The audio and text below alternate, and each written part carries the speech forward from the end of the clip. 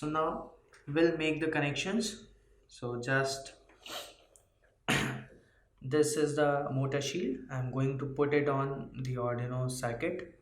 So just make sure that you're using it in current directions.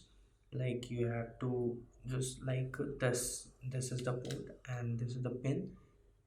So I'm connecting it just like this, and this fashion you can connect it.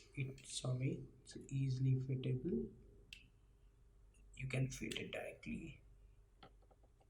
Make sure that it should not damage the pins. Let me connect it. Okay, so this is simply you can connect it.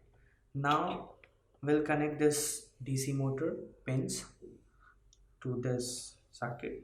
So let me just connect it. Now you'll need a screwdriver to just put it on the circuits. Now you can use it like just let me connect this, and this time you're gonna need this screwdriver. So just make sure you're connecting it, and now the black pin goes to the negative. This is the M1 port. Just connect it.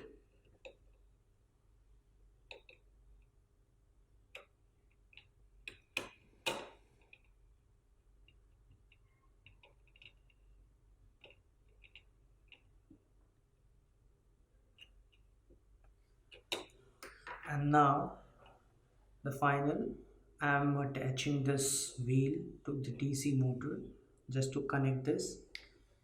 And to connect it, make sure you have the right directions.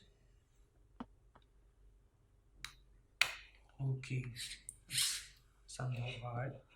So the connection part is done. As you can see there, the our connection is completed.